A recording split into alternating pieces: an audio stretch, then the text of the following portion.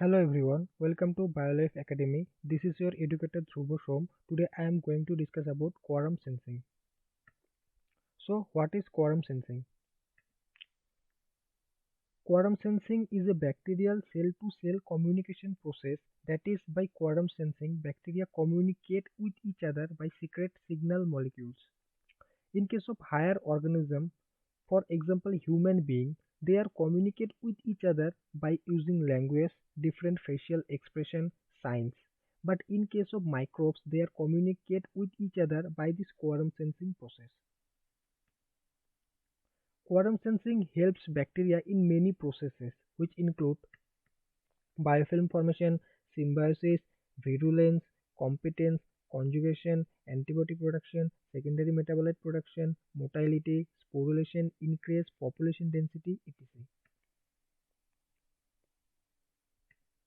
The bacteria which performing quorum sensing constantly produce and secrete a chemical signal molecule known as autoinducer.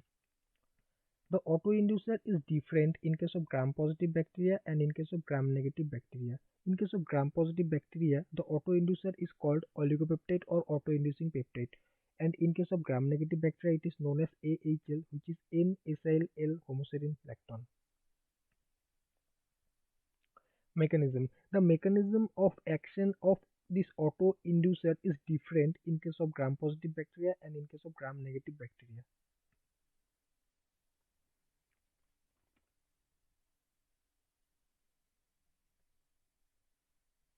In case of gram-negative bacteria, the autoinducer AHL is lipophilic, which can easily diffuse the plasma membrane.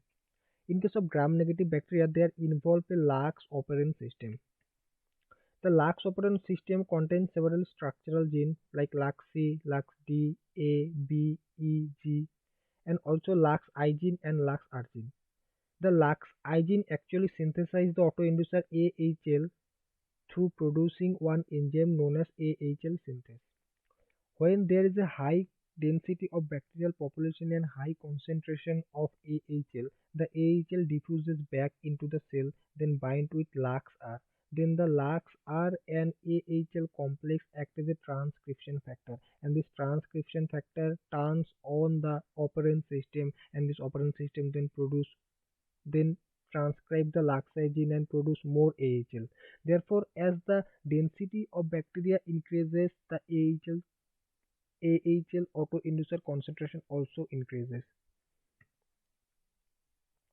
In case of gram-positive bacteria, the autoinducer oligopeptide is hydrophilic, therefore they need an exporter for their transfer through this plasma membrane.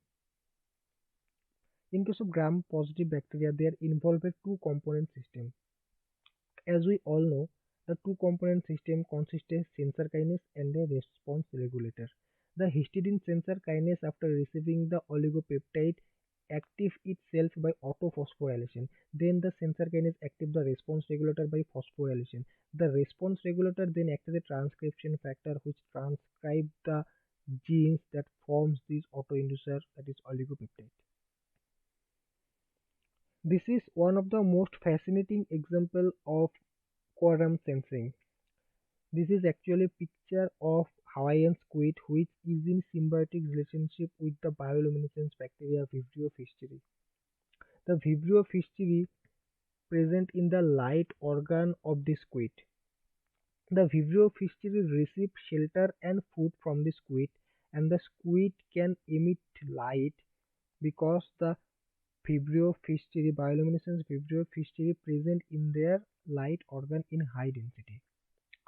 And this emitting light helps the squid escape itself from its predator. So the question is how the emitting light helps the squid to escape itself from its predator. This can be described by this picture. The squid normally present in shallow environment, shallow water. So during the night time moonlight produces shadow of this squid. There is no shadow. So the predator of the squid kill itself by identifying its shadow. But when the squid is in symbiotic relationship with the bioluminescence Vibrio fischeri, it emits light. So this emitting light hides its shadow, therefore the predator cannot find the shadow, and the squid therefore escape itself from its predator by doing this camouflage.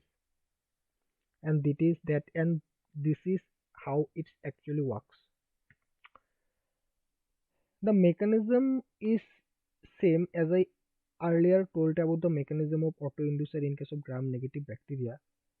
In the light organ of the squid, there present a high density of bacterial population and high concentration of AHL. So when the AHL molecule enters the cell, it binds with the Laxer and form AHL Laxer complex.